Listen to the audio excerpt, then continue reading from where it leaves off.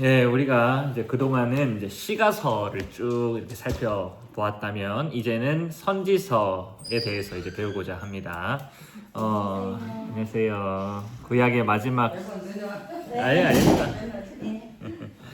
뭔가 구약의 마지막 퀘스트와 같은 것이죠. 이제 이 선지서를 어떻게 읽어야 하는지를 잘 알아야 우리가 이제 마지막 퀘스트를 잘 또 쉽게 깰 수 있을 것 같습니다. 그래서 오늘은 제가 지난번에도 말씀드렸듯이 선지서를 어떻게 읽어야 하는지에 대한 조금 선지서 개관 느낌으로 살펴보고 다음 주부터 이사야서로 본격적으로 진행을 하도록 하겠습니다. 먼저 선지자가 어떤 역할을 하는지에 대해서 조금 더 살펴볼 겁니다. 우리가 기름물 부음을 받았다라는 것을 히브리어로는 뭐라고 하죠? 히브리어로. 헬라어가 그리스도. 히브리어로 메시아. 예, 너무나도 쉬운 내용인데 메시아라는 말이랑 그리스도라는 말이랑 같은 말입니다. 기름 부음을 받은 자 이런 겁니다. 그래서 우리는 보통 이제 우리가 그리스도 많이 하고 또 사실 우리가 메시아라는 말도 많이 사용을 합니다. 그럼 구약 시대에는 어떤 사람이 기름을 부음 받은 자였냐라는 거예요. 신약에서 예수님께서 최종적으로 메시아이자 그리스도로 성취가 됐지만 사실 구약 시대에서도 계속해서 기름을 부음 받은 자들이 나타났다라는 거죠. 그게 왕, 제사장, 선지자 이렇게 있었습니다. 그러면 혹시 그런 생각 안 해보셨습니까? 왕이랑 제사장이랑 선지자 중에 어떤 직분이 가장 중요할까? 왕이랑 제사장이랑 선지자랑 어떻습니까? 제사장. 제사장이 좀 중요할 것 같다 이렇게 좀 보시고 저는 선지자. 선지자 왜요? 저 하나 남았네. 왕으로 그렇습니다. 사실 뭐 어떤 직분이 더 중요하냐 이런 게 이제 뭐 사실 말하기가 쉽지 않습니다. 오히려 우리는 동등하다 이렇게 말을 해야 되겠죠. 하지만 우리가 구약에 보면은 하나님께서 왕이랑 제사장이랑 선지자 중에 선지자의 역할을 조금 더 큰 비중을 두셨다라는 사실을 우리가 알 수 있습니다. 구약의 맥락에서 제사장들이 제대로 못할 때 또 왕이 등장하게 되지 않습니까? 근데 이 왕이 또 제대로 하지 못할 때 등장하는 사람이 선지자다라는 거예요. 그래서 선지자가 이제 없으면 이제 답이 없는 거예요. 제사장이 안 되면 왕이라는 존재가 나타나는데 또 왕이 안 되면 선지자라는 존재가 나타나는데 선지자가 못하면 이제 답이 없어요. 그 이후로. 그래서 이제 하나님의 아들이 오실 수밖에 없었던 거죠. 이런 점에서 선지자의 역할을 우리가 좀 잘 알아야 합니다. 하나님의 그 선지자가 어떤 역할을 하는지를 좀 우리가 잘 이해할 때 선지서에 대한 선지자가 어떤 역할을 하냐. 왜냐하면 선지서라는 거는 선지자들이 기록한 성경들이기 때문에 선지자가 어떤 역할을 하는지를 잘 알 때에 우리가 좀 더 잘 이해할 수 있습니다. 그래서 선지자의 역할 첫 번째는 뭐냐면 하나님의 말씀을 대언하는 자다라는 거예요. 그래서 중요한 겁니다. 물론 하나님의 말씀을 전하는 자는 선지자만의 역할은 아닙니다. 그럼 누가 하나님의 말씀을 가르치고 전할까요? 제사장. 그렇죠. 잘 배웠습니다. 사실 제사장과 레위인들이 하나님의 말씀을 가르치고 전하는 일을 감당합니다. 근데 그들은 선지자와 또 차이가 있는데 레위인들은 하나님의 말씀, 이미 주신 율법의 말씀을 근거로 하여서 하나님의 말씀을 전했다면 선지자는 제사장들이 하나님의 말씀을 가르치지 않을 때 그리고 왕이 그 말씀대로 이 나라를 다스리지 않을 때 쉽게 말해서 하나님의 말씀이 전혀 없는 것처럼 느껴지는 그 상황에서 하나님께서 말씀을 직접 받아서 가르치는 것. 이게 선지자의 역할이다라고 생각하시면 되겠습니다. 물론 이 선지자들은 가장 기본으로는 이 율법의 말씀을 근거로 하지만 그 시대에 맞춰서 하나님의 말씀이 전혀 없는 것처럼 보이는 그때에 제사장들도 하나님의 말씀을 가르치지 않고 왕들도 하나님의 말씀대로 이 나라를 통치하지 않는 그때에 선지자들이 나타나서 하나님의 말씀을 가감없이 선포하고 전하는 역할을 감당했다라는 거예요. 그래서 선지자가 등장한다라고 하면 이 땅에 선지자가 있다라는 거는 망할 징조인 거예요. 선지자가 있다라는 거는 우리가 이제 끝물이구나 이런 거를 알 수 있는 거예요. 구약 시대에서요. 왜? 선지자가 등장했다라는 말은 뭐예요? 앞서 이미 제사장들이 무너졌고 왕들이 제 역할을 감당하지 않을 때, 제사장이 제사장 역할을 감당하지 못하고 왕이 왕답지 못할 때에야 선지자들이 등장하고 있기 때문에 선지자가 등장한다는 말은 지금 이 맥락에서는 심판의 때가 도래했구나. 그래서 선지서들의 대부분이 이제 그 배경들이 다 이제 멸망 직전 또는 그냥 이렇게 기록의 선지자들 말고 우리가 성경에서도 선지자들이 나타나지 않습니까? 이 선지자들은 특별히 엘리야, 엘리사 이런 애들은 이제 아합 시대에 아주 그 북이스라엘의 멸망의 시초 멸망할 수밖에 없었던 그때가 이제 아합 시대인데 이때 이제 막 나타나게 되고 하나님의 말씀을 대언하는 역할을 감당했다라고 보시면 되겠습니다. 한편 이제 우리가 선지자 하나님의 말씀을 가르친다라고 할 때 우리는 통상적으로 이렇게 제가 하나님의 말씀을 가르치는 것처럼 말로 하는 것으로 우리는 이해하기가 쉬워요. 하지만 선지자는 말뿐만 아니라 행동으로도 하나님의 말씀을 전한다라는 사실을 우리는 알아야 합니다. 선지자의 행동과 말 전부가 하나님의 계시다라는 거예요. 그래서 선지자라는 개인 인격이 곧 하나님의 말씀이다라고 보시면 됩니다. 제사장들은 자신들의 어떤 인격이 하나님의 말씀은 아닙니다. 하나님의 말씀이 있고 그 말씀을 가지고 가르치는 자였다면 선지자들은 조금 더 그냥 그 선지자 자체가 곧 하나님의 말씀인 것처럼 우리가 이해하면 조금 더 이해가 쉽습니다. 마치 어떤 거냐면 성육신한 것처럼 실제로 엘리야와 엘리사와 같은 선지자들의 모습을 보면 예수님처럼 행동을 하는 경우가 많습니다. 이러한 이제 선지자 직분이 이제 왕 제사장 직분과 이제 함께 등장하는 장면이 또 있습니다. 그게 언제냐면은 출애굽 때의 아말렉과의 전투 기억하십니까? 이때에 왕, 제사장, 선지자의 직분이 다 동시에 나타나는 게 있는데요. 이 전투에서 어떨 때 이기고 어떨 때 집니까? 그렇죠. 모세가 손을 들고 기도하면 전쟁에서 승리하고 손을 들지 않으면 전쟁에서 패배하는 일이 있죠. 여기서 지금 모세는 선지자직을 수행하고 있는 거예요. 그 행동, 손을 들고 있는 그 행동을 통해서 가르치는 거죠. 그래서 모세는 하나님과 대면하여서 하나님의 말씀을 전하는 자로서 양손을 들고 있습니다. 그런데 그 오른손과 왼손을 함께 받쳐주는 사람이 있어요. 오른쪽엔 훌, 왼쪽에는 아론이 손을 받쳐줍니다. 훌은 유다지파 사람입니다. 다르게 말하면 왕을 상징하죠. 아론은 레위지파 사람으로 제사장을 상징합니다. 그래서 지금 왕과 제사장이 선지자의 손을 받쳐주면서 선지자가 이제 그 행동을 통해서 이스라엘을 바치고 있는 모습이 이 아말렉 전투에서 딱 드러나게 됩니다. 여기서 보면 위치가 선지자는 가장 가운데 위치하고 있어요. 하나님과 대면하면서 말씀 그 자체로서 중간에 위치하고 있고요. 제사장과 선지자, 그 왕은 선지자로부터 흘러나오는 말씀을 가르치는 자이고 또 그 하나님의 말씀을 가지고 다스리는 자로서 왕과 제사장이 선지자들을 돕는 역할로서의 모습으로 나타난다라고 보시면 되겠습니다.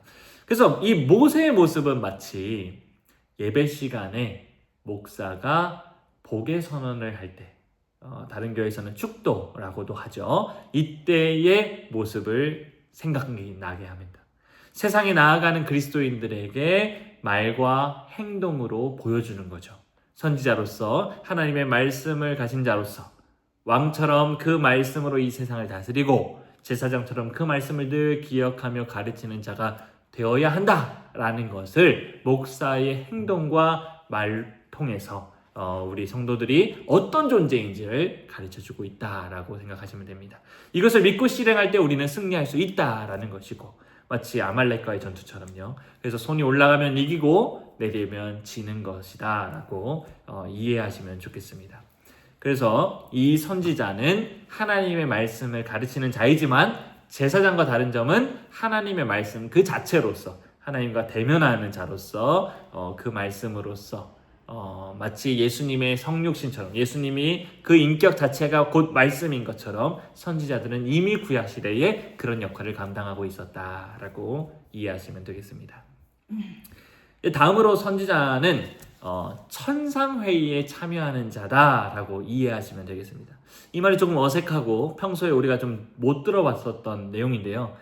근데 왜 이렇게 제가 표현을 하냐면요. 우리 한번 성경을 찾아볼까요? 예레미야서입니다. 예레미야 23장.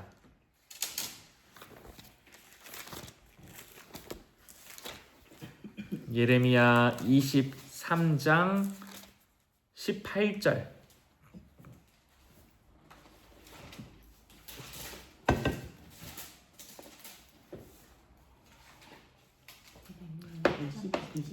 예레미야 23장 18절.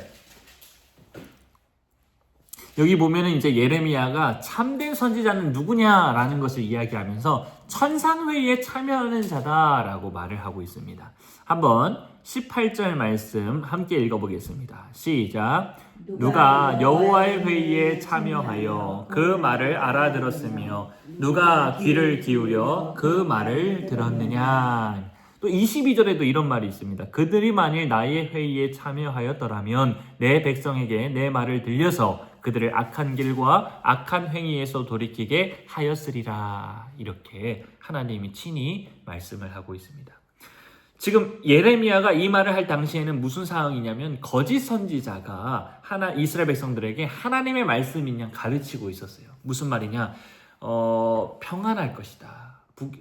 바벨론이 쳐들어오는데 우리는 평안할 거야. 혹시나 지금 침략하는 거 괜찮아. 하나님께서 다 지켜주실 거야. 평안해, 평안해, 평안하다, 평안하다. 이제 이런 말을 하고 있습니다. 근데 예레미야는 어떻습니까?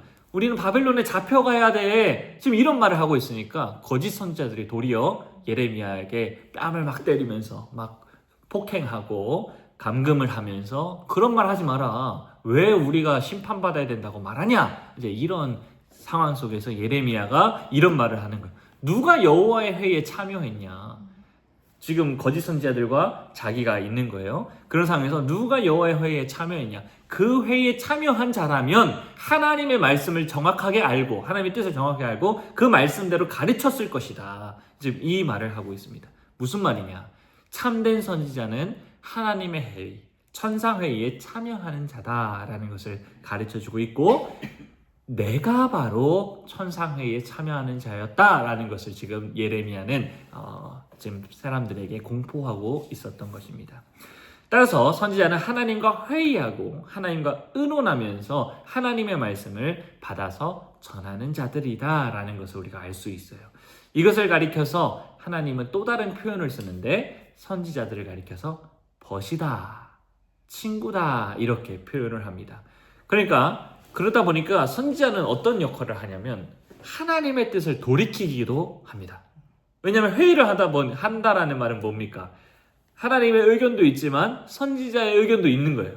그러니까 하나님의 의견은 있는데 선지자가 하나님 그 의견 말고 이 의견으로 해주세요 라고 했을 때 하나님은 그래 그럼 그 의견 내가 처리하고 네 의견을 들어줄게 이렇게 하면서 하나님의 뜻을 돌이키기도 한다라는 거예요. 대표적인 예가 모세입니다.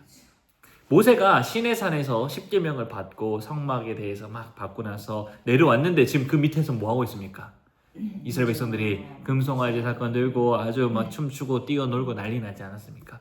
이에 하나님이 어떻게 하냐면 자 이제 이 백성들 다 죽이고 새로운 백성들로 내가 만들 것이다. 이렇게 이제 하나님이 너무 노하셨어요. 제가 한번 성경을 읽어드릴게요. 출애굽기 말씀인데요. 여호와께서 또 모세에게 이르시되 내가 이 백성을 보니 목이 뻣뻣한 백성이로다. 그런즉 내가 하는 대로 두라. 내가 그들에게 진노하여 그들을 진멸하고 너를, 지금 모세를 큰 나라가 되게 하리라. 지금 이스라엘 백성들은 누구의 자손입니까?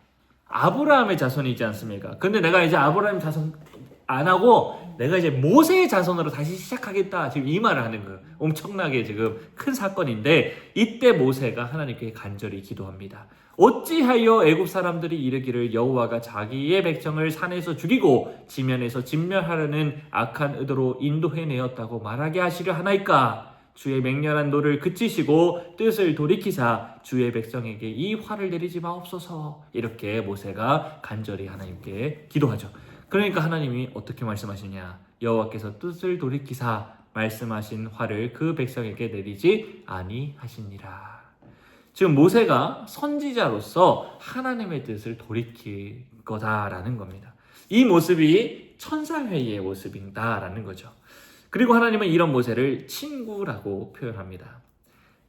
출애굽기 33장 11절은 이렇게 말합니다. 사람이 자기의 친구와 이야기함 같이 여호와께서는 모세와 대면하여 말씀하시며 이렇게 표현을 하고 있어요.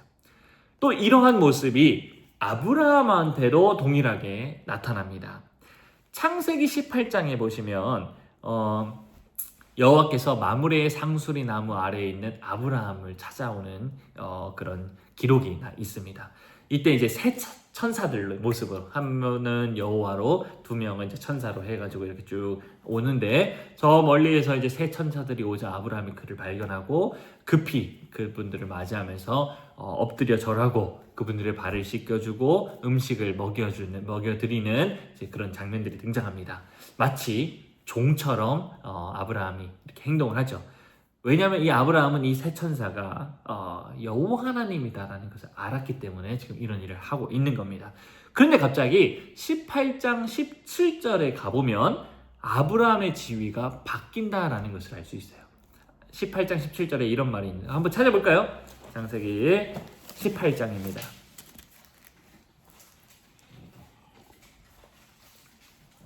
먼저 18장 1절을 보면 문맥을 한번 볼까요?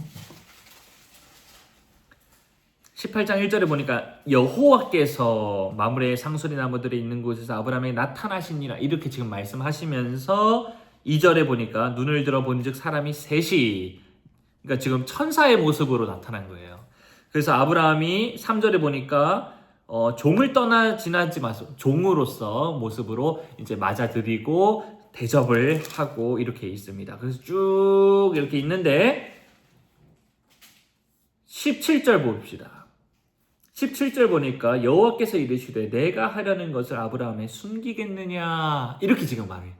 자, 내가 하려는 것 그러니까 지금 무슨 말이냐면 하나님의 뜻 이제 하나님의 계획을 내가 이제 아브라함한테 숨길 필요가 없다 이제 다 드러낼 거야 라는 것을 지금 말씀하고 있는 것입니다. 그러면서 하는 말씀이 뭐냐? 소돔과 고모라가 멸망할 거야. 내가 이제 가면은 저 땅은 이제 심판당할 거야. 이 뜻을 이제 이스라엘 백성은 아브라함에게 이야기를 해주죠. 그러니까 이제 아브라함이 어떻게 합니까? 하나님, 예, 소돔과 고모라에 의인 50명이 있으면 살려주십시오. 여호와께서 뭐랍니까? 그래 알겠다. 그렇게 하겠다. 근데 의인 50명이 없었어요. 그래서 아브라함이 40명, 30명, 20명, 10명 이렇게 쭉쭉쭉 줄입니다. 하나님께서 다 오케이 해주시는데 10명까지 가서 아브라함이 이제 더 이상 의견을 내지 않습니다. 왜? 하나님은 의인이 있는 곳에 악인을 심판하신다고 하셔서 의인까지 같이 심판하시는 분이 아니다라는 사실을 아브라함이 알았기 때문이에요. 그러니까 거기에 의인이 뭐 한 명 있다, 한 명 있어도 심판하시는 거 아닙니까? 이런 게 아니라 아브라함은 아는 거예요. 하나님은 악인을 심판하시지만 그 심판 가운데 의인이 같이 휩쓸려서 심판당하지는 않는다. 의인은 반드시 구원하시고 악인들은 철저하게 심판하시는 분이구나 라는 사실을 아브라함이 안 거예요. 그래서 더 이상 이제 말을 하지 않죠. 지금 이렇게 아브라함은 하나님과 의논하고 하나님의 뜻을 돌이키기로 한 거죠. 하나님께서 심판하신다 그랬을 때 50명 딜도 하는 거 아닙니까? 30명, 20명, 10명 이렇게 지금 하나님의 뜻을 돌이키기도 하면서 회의를 하고 있는 겁니다. 그러니까 지금 아브라함은 선지자로서 하나님의 뜻을 명확하게 알고 숨길 일이 없이 서로 대면하여서 회의를 할 수 있는 정도의 신분으로 격상했다라고 할 수 있습니다. 그래서 이 아브라함을 나중에 야고보서 2장 23절에서 뭐라고 말하냐? 이에 성경에 이른바 아브라함이 하나님을 믿으니 이것을 의로 여기셨다는 말씀이 이루어졌고 그는 하나님의 벗이라 칭함을 받았다. 이렇게 증언을 하고 있습니다. 그러니까 선지자라는 역할이 곧 성경에서는 어떻게 표현되느냐? 친구, 벗으로 표현되고 있다라는 것을 계속해서 저는 얘기를 하고 있습니다. 이 선지자들이 지금 다 그런 천상회의에서 하나님의 뜻을 돌이키기도 하고 막 이런 역할을 한다라고 했는데, 제가 한 가지만 더 드리자면 하박국 선지자도 또 이런 역할을 합니다. 하박국 선지자의 유명한 구절 있죠. 무화과 나뭇잎이 마르고 포도 열매가 없으며 감람나무 열매 그치고 논밭에 식물이 없어도 우리의 양떼가 없으며 요양간 송아지 없어도 어떻게 말합니까? 난 여호와로 즐거워하리. 난 여호와로 즐거워하리. 난 구원의 하나님으로 인하여서 기뻐하리라. 이런 우리 찬양 가사도 있지요. 근데 하박국이 어떤 상황이길래 지금 여호와로 말미암아 기뻐할 수 있겠습니까? 어떤 상황일까요? 다 없는 상황. 그렇죠. 지금 하박국 선지자가 활동한 시기는 남유다가 멸망하는 시기입니다. 그리고 지금 유다 땅에는 불의가 가득하고 도덕적으로 타락한 상황이며 하나님의 의를 말하는 사람들은 핍박을 받고 악인이 마치 승리하는 것처럼 보여지는 상황. 지금 이 상황입니다. 우리 한번 하박국 선지서도 한번 볼까요?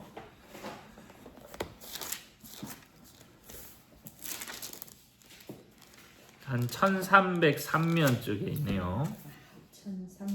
1303면 1302면 3면 이쪽에 있는 것 같습니다.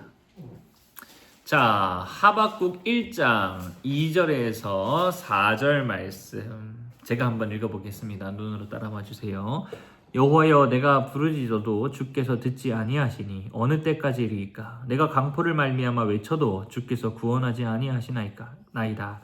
어찌하여 내게 죄악을 보게 하시며 패역을 눈으로 보게 하시나이까? 겁탈과 강포가 내 앞에 있고 변론과 분쟁이 일어났나이다. 이러므로 율법이 해이하고 정의가 전혀 시행되지 못하오니 이는 악인이 의인을 에워쌌으므로 정의가 굽게 행하여 짐이니이다. 이렇게 지금 말을 하고 있어요. 그러니까 지금 하나님 어찌하여서 지금 이런 상황을 내버려 두십니까? 지금 이렇게 하면서 막 부르짖고 있는 상황입니다. 그러자 하나님이 이렇게 응답합니다. 1장 6절인데요. 6절 말씀 우리 함께 읽어보겠습니다. 6절입니다. 시작. 보라 내가 사납고 성급한 백성 곧 땅이 넓은 곳으로 다니며 자기의 소유가 아닌 거처들을 점령하는 갈대아 사람을 일으켰나니. 예, 지금 무슨 말이냐면 그래 내가 네 상황을 알겠다. 그래서 내가 지금 뭐 하냐? 갈대아 사람들을 일으켜서 남유다 멸망시킬 거야. 지금 이 말을 하고 있는 거예요. 갈대아 사람이 그 바벨론 사람들을 말하고 있습니다. 그러니까 지금 바벨론 사람들이 일으켜서 이제 남유다를 멸망시킬 거야 라고 말하는 거죠. 그러니까 하박국이 다시 호소합니다. 12절 이하에 쭉 이제 그래서 제목이 하박국이 다시 호소하다 이렇게 써 있지 않습니까? 무슨 말이냐면 제 하박국이 지금 어떻게 말하고 있냐면 아니 하나님 내가 심판해달라고 했는데 악인을 심판하라고 했는데 왜 더 큰 악인을 가지고 또 심판하십니까? 그건 또 좀 아니지 않습니까? 지금 이렇게 이야기를 하는 거예요. 그러니까 하나님이 어떻게 말하냐면 걱정하지 마. 의인은 믿음으로 말미암아 살 거야. 그 유명한 말씀. 그래서 악인은 내가 심판하지만 의인은 믿음으로 말미암아 살아날 거야. 무슨 말이냐? 다 멸망하더라도 의인은 함께 하시는 하나님을 믿는 믿음으로 말미암아 살 거야. 그래서 무슨 말이냐? 더 구체적으로 지금 하박국 시대에서의 성취는 뭐냐? 의인은 바벨론의 포로로 잡혀갈 거야. 악인들은 심판당할 거야. 이스라엘 그 땅에 남아서 심판당할 거지만 의인들은 바벨론으로 포로로 잡혀갈 거야. 지금 이 말입니다. 다르게 말하면 사실 우리 입장에서는 지금 바벨론으로 잡혀가는 것이 징벌받는 거 아닙니까? 그래서 이사야서에 보면은 그 여호와의 종 53장 이 허물이 그가 상함은 우리의 허물 때문이요. 이제 그 말씀에 보면은 분명히 우리는 그 사람을 그 사람이 죄 때문에 징벌을 받는다고 생각했지만 그 사람이 심판당하는 거는 오히려 우리가 구원을 받기 때문이야. 이 말이 있는데 우리 이게 바로 예수님에게 적용하지만 그 당시에는 무슨 말이냐? 바벨론의 포로로 잡혀가는 자들이 이스라엘 백성들이 봤었을 때는 그게 자기 잘못으로 심판받는 거 아니야? 라고 했지만 오히려 그것이 오히려 구원을 받는 길이다라는 것을 역전을 시켜주십니다. 그래서 지금 하박국은 그 뜻을 알게 된 거예요. 아, 지금 하나님께서 바벨론에 의해서 포로로 잡혀가는 자들, 이 자들이 의인이었구나. 그게 지금 예레미야가 사실 계속 말했던 거거든요. 바벨론에 우리 잡혀가야 돼. 우린 잡혀가야 돼. 그 말에 순종해야 돼. 하나님의 진노의 심판에 응답해야 돼. 그 심판을 그대로 받아들여야 돼. 하나님 심판 받는 자입니다. 우리는 죄인입니다. 우리는 하나님의 심판을 받는 자입니다. 끌려가겠습니다. 라고 해야 살 수 있어. 라고 말했는데 계속 거부했지 않습니까? 지금 하박국 선지자도 그 말을 깨닫게 된 거예요. 아, 지금 나를 억압하고 있는 이 악인들을 하나님께서 심판하시고 그러면 하나님 의인들은 어떡합니까? 아, 의인들은 우리가 눈으로 보기에는 지는 것 같고 심판당하는 것 같지만 도리어 그 믿음으로 말미암아 바벨론에 잡혀갔을 때 오히려 그 믿음으로 살 수 있어 라고 지금 가르쳐 주고 있는 거예요.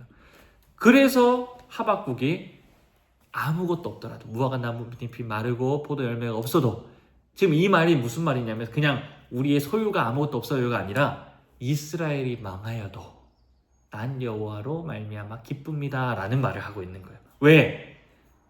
이스라엘이 망해야지 의인이 살 수 있으니까요. 의인이 나르게가 포로로 잡혀가서 구원을 받을 수 있기 때문에.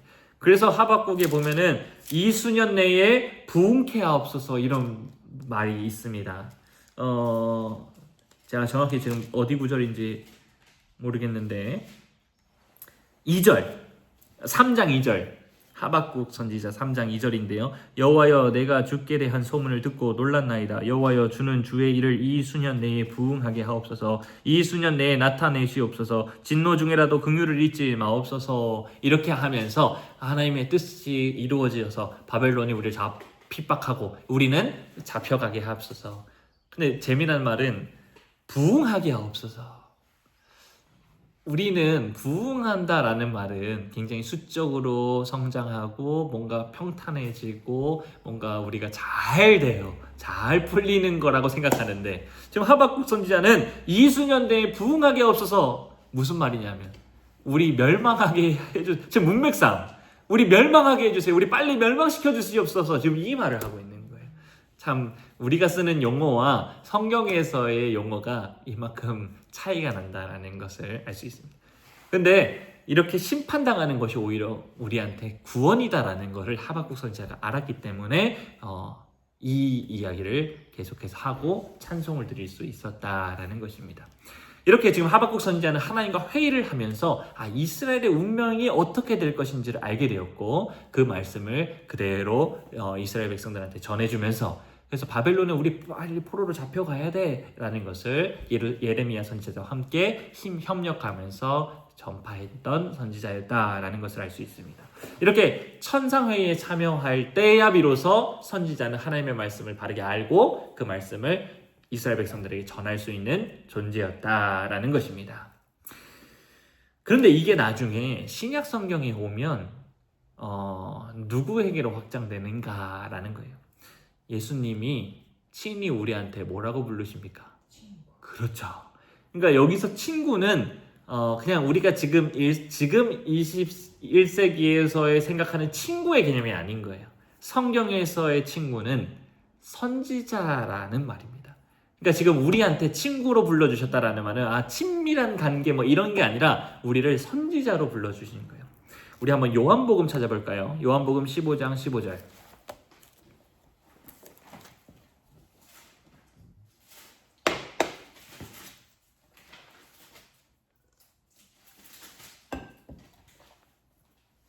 우리 한번 요한복음 15장 15절을 말씀 함께 읽어보겠습니다. 시작. 이제부터는 너희를 종이라 하지 아니하리니 종은 주인이 하는 것을 알지 못함이라. 너희를 친구라 하였노니 내가 내 아버지께 들은 것을 다 너희에게 알게 하였음이라. 예.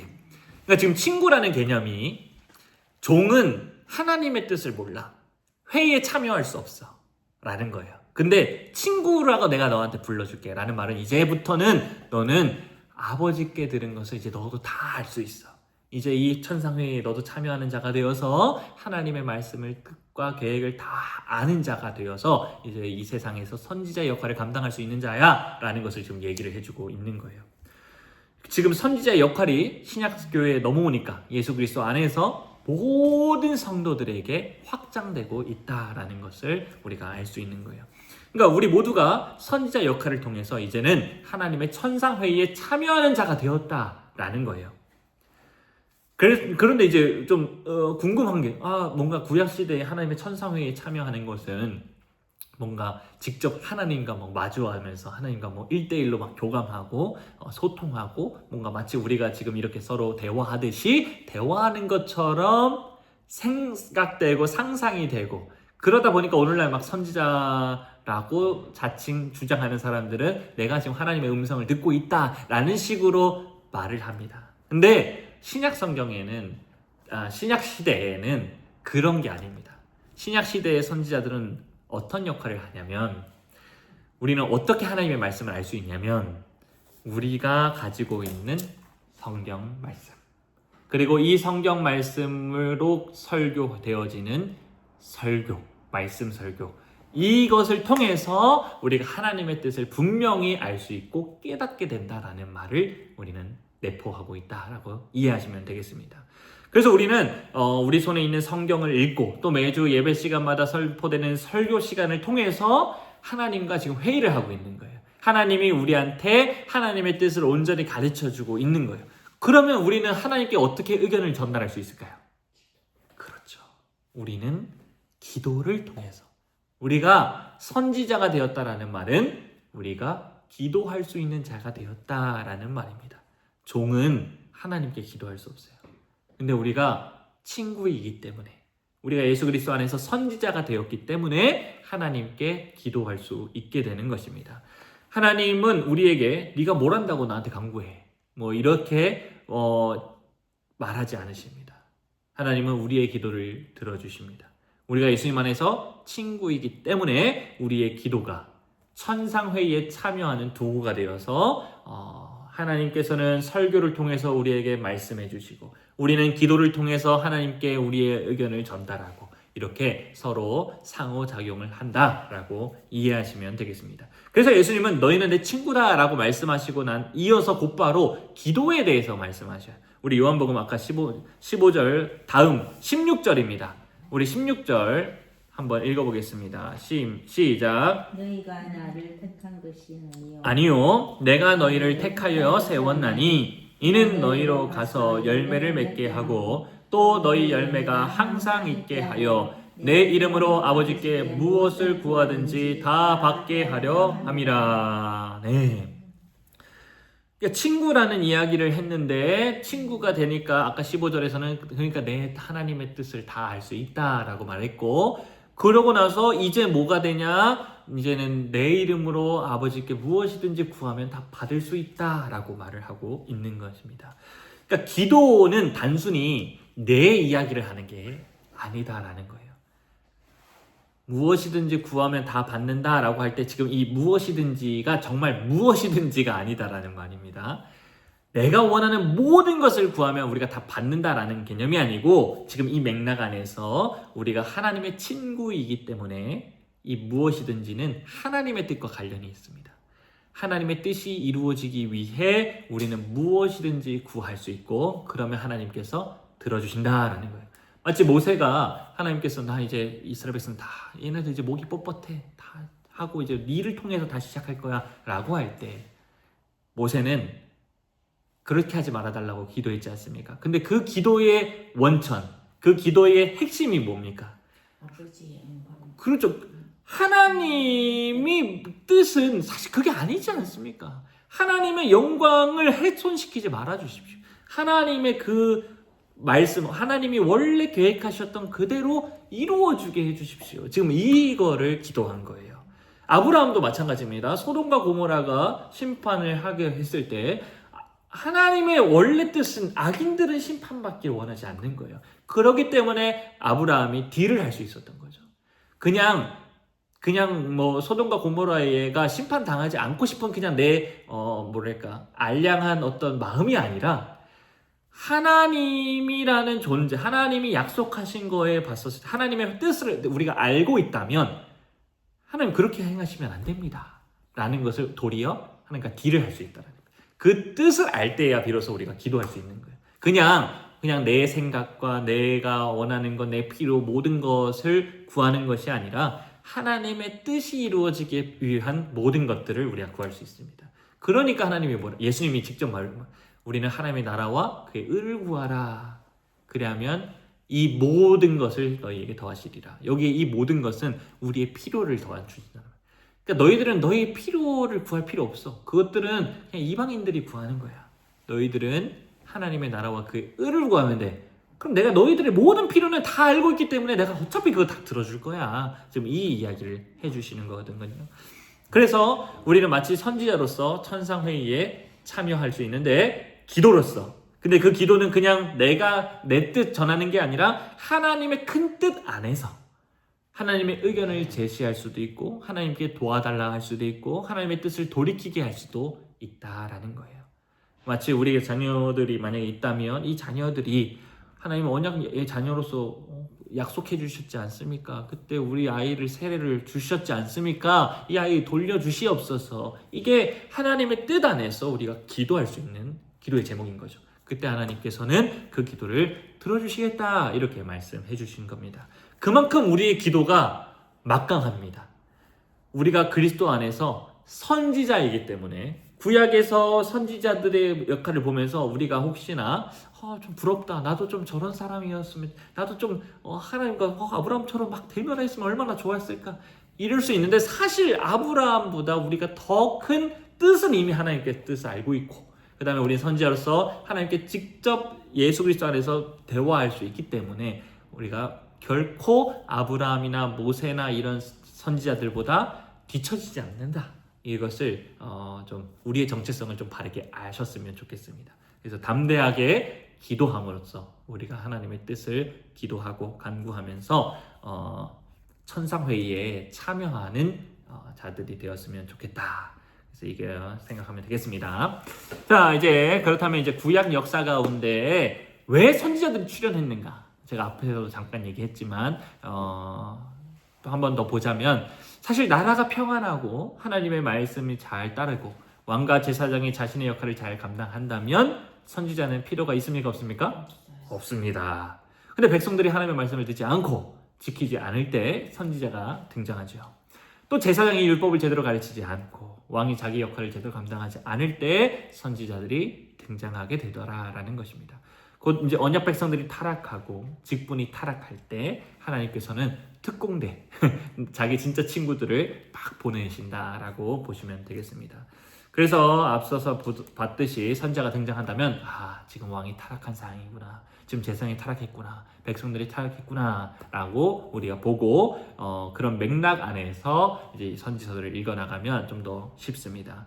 그래서 이제 그들이 말을 안 들으면 이제 이스라엘 백성들은 심판이 오겠구나 라는 지금 그 급박한 상황, 더 이상은 이제 기회가 없는 상황으로서 읽어보시면 되겠고 그러다 보니까 이제 선지자들의 말을 듣지 않을 때 이스라엘 백성들에게 임해지는 게 있습니다. 뭐냐면은 가뭄이 임하고 메뚜기 떼나 홍수가 막 이렇게 임하는 심판이 있는데요. 여기서 가뭄은 어떤 의미냐면 더 이상 이제 가나안 땅이 젖과 꿀이 흐르는 땅이 아니다라는 것을 보여줍니다. 마치 하나님이 통치할 때에는 하나님이 이른 비와 늦은 비를 주시는데 가뭄이 들었다는 말은 하나님이 떠나셨다라는 말과도 같습니다. 이것을 아까 제가 엘리야 선지자가 이스라엘 백성들한테 떠날 때 그 북이스라엘에 가뭄이 들었고 북이스라엘이 올 때 그 엘리야가 북이스라엘한테 올 때 비가 내렸던 것처럼 이제 그런 현상들이 일어나고요. 또한 이제 메뚜기 떼와 홍수가 또 나는데 이것들은 실제로 메뚜기 떼일 수도 있고 또 물에 홍수가 있을 수 있지만 또 다른 의미로는 이방 나라를 상징하기도 합니다. 무슨 말이냐? 하나님께서 이방 나라를 들어서 언약 백성들을 심판하는 도구로 사용하신다라는 거죠. 그래서 노아 때 홍수 사건 이후로 이제 하나님께서는 물 심판 안 하시겠다라고 했는데 실제로는 그런 모티브들이 이후 선지서들에서도 나타납니다. 그래서 막 물이 막 차서 막 목에 막 이런 막 묘사들이 돼요. 막 하수가 목 끝에 해가지고 막 이렇게 이런 묘사들이 있는데, 이런 묘사들은 뭐냐면 마치 그 이스라엘 그 이방인 군대들이 그 이스라엘 백성들이 목전까지 이렇게 치고 들어오는 그런 것들을 이런 이제 홍수의 그림으로 묘사가 되고요. 메뚜기 떼도 사실 마찬가지입니다. 메뚜기 떼가 막 심판의 도구로 사용되는데 메뚜기 떼는 마치 메뚜기 떼가 어떤 흐름으로 오냐면 그 우리도 막 영화나 다큐멘터리 보면 메뚜기 떼가 막 쫙 이렇게 몰려오지 않습니까? 그걸 보면서 이스라엘 백성들 하나님은 어떻게 묘사를 해주시냐면 마치 물이 덮쳐오는 것처럼. 그래서 메뚜기 떼나 홍수 같은 거는 다 같은 모티브 안에 있습니다. 근데 그런 용어들이 이제 나타납니다. 그럴 때 우리는 실제로도 아마 가뭄이 있었을 거고요. 실제로 메뚜기 떼들이 그들을 공격했을 것입니다. 그런데 이거를 통해서 우리가 이스라엘 백성들이 뭘 알았어야 되냐면, 저렇게 가뭄이 들을 듯이 하나님이 통치가 지금 떠났구나라는 것을 알아야 됐고, 메뚜기 떼들이 진짜 우리를 막 공격해서 아무것도 먹을 게 없을 것처럼 되는 것을 통해서 이방 군인들이 우리가 쳐들어올 것이구나 라는 것을 알았어야 됐는데 그런 것들을 알지 못했다라는 거고, 그래서 우리는 그런 것을 통해서 이런 용어들을 통해서 이제 이방 군인들을 치시겠구나 하나님이, 이제 이렇게 우리가 좀 이해를 하시면 되겠습니다. 그러면은 이제 마지막으로 선지서를 읽기 위해서, 또 이해하기 쉽게 하기 위해서 어떤 방법으로 읽으면 좋겠는가라는 건데요. 이거는 제가 계속 이제 성경을 어떻게 읽어야 되냐라는 같은 맥락 안에서 조금 더 선지서에 조금 적용을 한다라고 보시면 되겠습니다. 큰 틀은 똑같습니다. 우리가 선지서를 읽을 때 가장 먼저 중요한 것은 시대적인 상황을 우리가 잘 이해해야 합니다. 지금 선지서의 배경이 어떻게 되어 있는지를 잘 파악해야 된다. 어느 왕 때의 글인지, 누구에게 쓴 글인지, 지금 어떤 상황인지를 우리가 잘 파악할 때 이 선지서들을 우리가 잘 이해하기 쉽습니다. 앞서 하박국 선지자의 그 글들을 우리가 그냥 뚝 떼어놓고 읽으면, 그냥 무화과 나뭇잎이 막 이제 이렇게 읽으면 그냥 우리가 마치 적용을 물론 해도 되지만 너무 그냥 단순하게 우리가 소유도 없고 아무것도 없더라도 우리 하나님만 바라보면 우리가 됩니다, 뭐 이렇게 적용할 수도 있지만, 사실 하박국 선지서에서의 맥락 안에서의 의미는 아니지 않습니까? 선지서에서의 맥락은 이스라엘 백성들이 멸망하더라도 우리는 하나님께서 구원받을 수 있어. 어떻게? 믿음으로. 이제 이런 전체적인 맥락이 있는데 이거를 다 파악하기가 어렵습니다. 그러니까 하박국 선지자가 지금 남유다가 지금 멸망할 때 악이 막 가득해서 의인들이 너무나도 핍박당하고 살아갈 수 없을 때 하나님이 지금 바벨론을 들어서 심판하시고, 그래서 하박국 선지자는 그 상황에서 어떻게 고백하고 있는지, 이제 이런 것들을 이해하면 좀 더 그 내용을 하나님이 직접 더 우리한테 가르쳐 주실 싶은 말을 더 확실하게 깨달을 수 있더라라는 겁니다. 그런데 이 시대적인 상황에서 보여지는 구체적인 내용들, 곧 심판과 구원에 대한 요약에 대한 내용들이 그 당시에는 실제였지만 이게 성경 전체로 봤었을 때는 그림자다라는 거, 제가 예전에도 계속 성경 얘기했죠.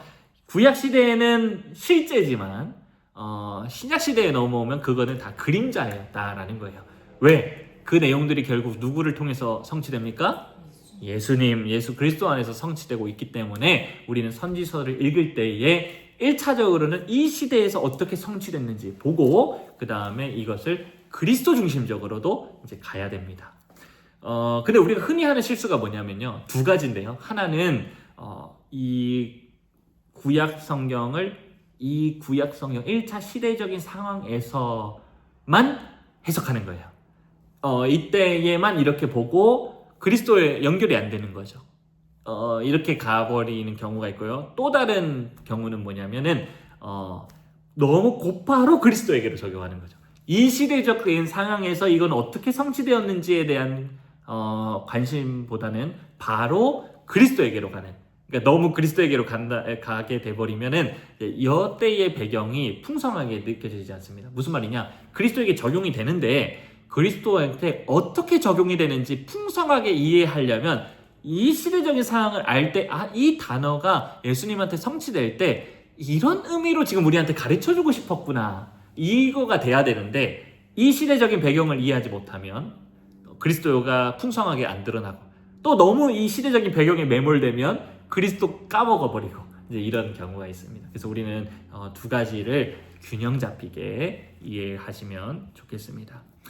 예를 들어서 이사야서 7장에 보시면 나중에도 한번 우리가 이제 다음 주에 이제 이사야서를 할 건데 이사야서에 또 보겠지만 한 가지만 보면 7장 14절 한번 볼까요? 굉장히 중요한 말씀이죠. 너무나도 잘 유명한 말씀인데요.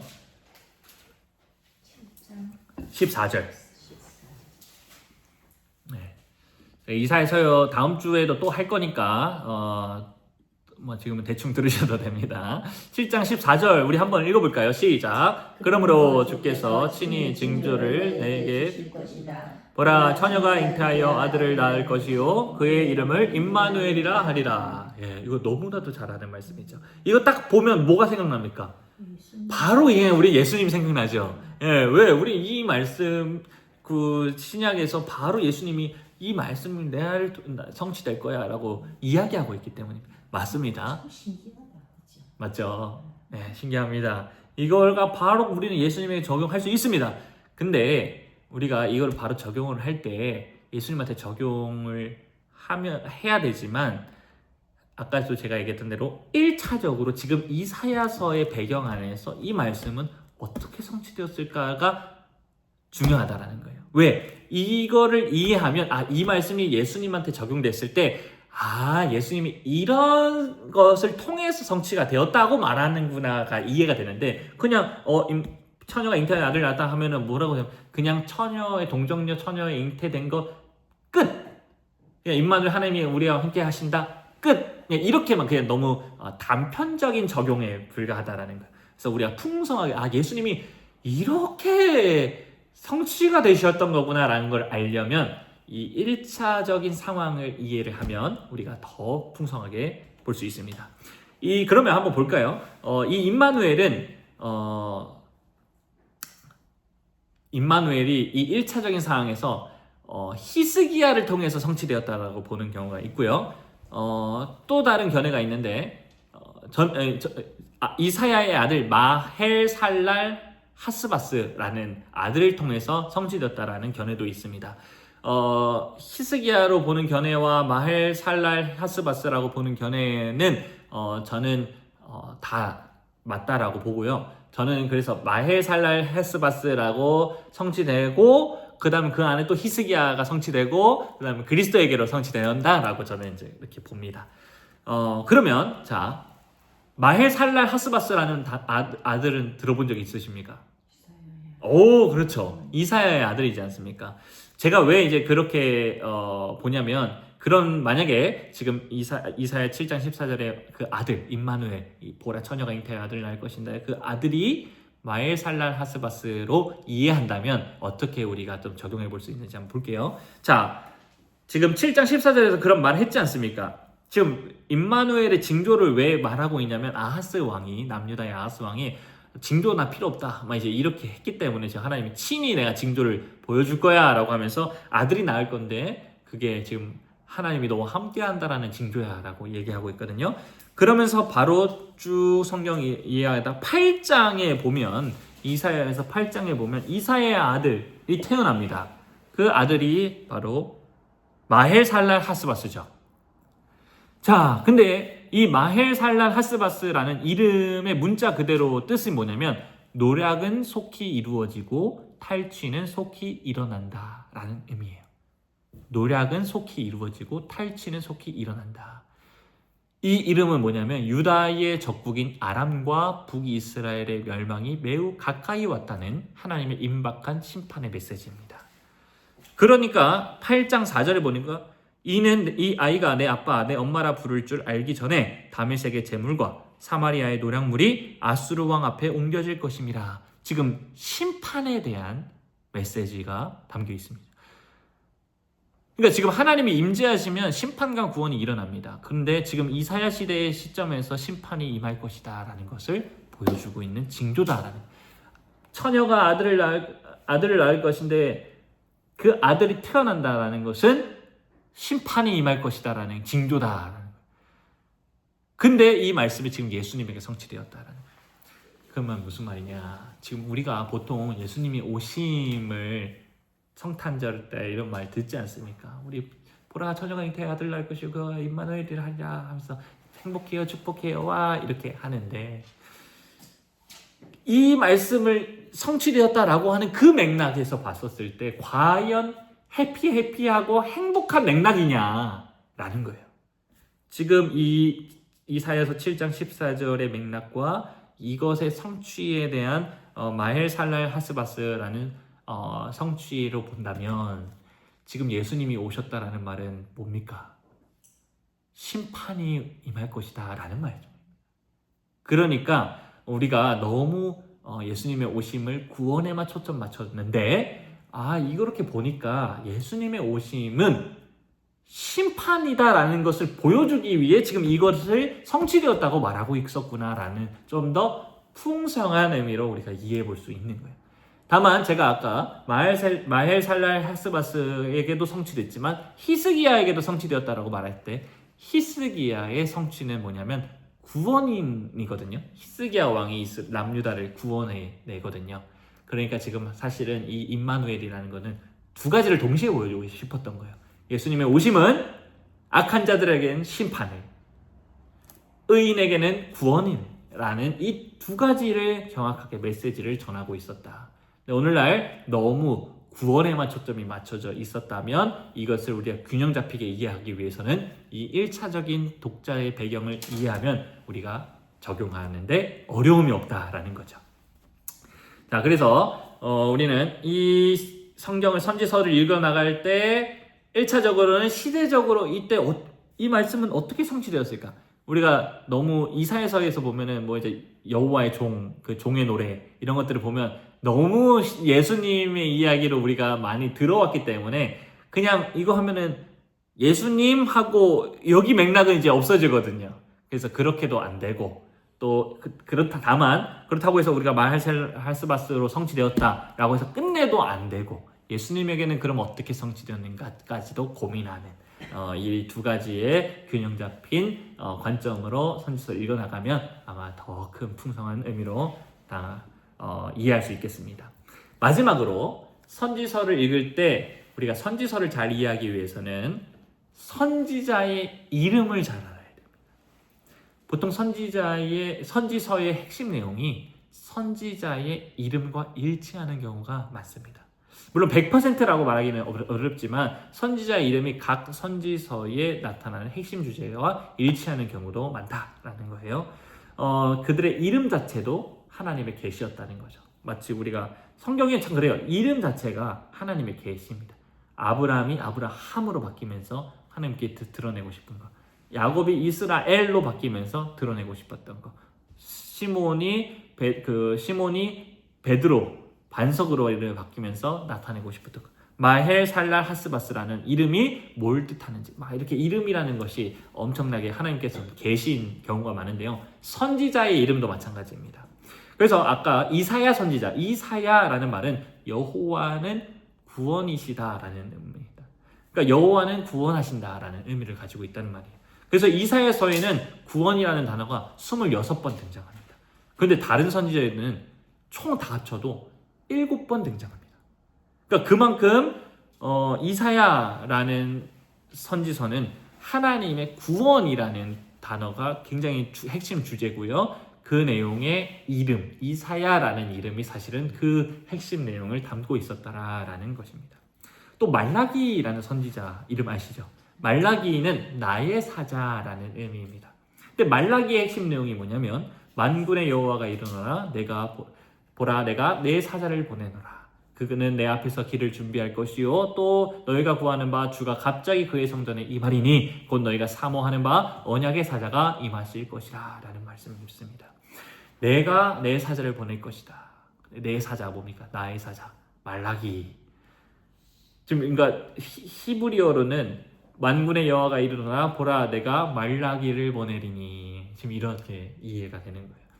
1차적으로는 말라기 선지자가 지금 하나님의 오실 길을 예비하고 있는 하나님이 이제 임재하실 것이다. 무슨 말이냐? 이제 심판이 임할 것이다 라는 것을 말라기 선지자가 가르쳤던 것이고 이게 2차적으로는 세례 요한이 이제 예수님의 오실 길을 예비하면서 말라기 선지자처럼 이제 전하는 거고 또 마지막 궁극적으로 예수 그리스도께서 내가 이 땅에 왔다라는 것은 이제 곧 하나님의 나라가 임할 것이다라는 것 궁극적인 그 하나님 나라 완전한 하나님 나라가 이 땅 가운데 임할 것이다라는 성취가 되는 거죠. 그래서 이처럼 선지자의 이름의 뜻을 우리가 알면은 선지서의 내용을 어느 정도 이해하는데도 도움이 될 것이다라는 것입니다. 그리고 이제 이 바이블키 강의한 28쪽과 29쪽이 또 선지서의 개관 이렇게 하면서 조금 정리된 내용들이 있습니다. 이것도 보시면 유익하겠더라고요. 그래서 선지서를 읽기 전에 한번 이것도 강의한 28쪽, 29쪽 한번 쓱 읽어보시고 선지서들을 들어가시면 더 유익할 수 있을 것 같습니다. 네, 이렇게 오늘은 선지서 개관을 마무리하도록 하겠습니다. 기도하겠습니다.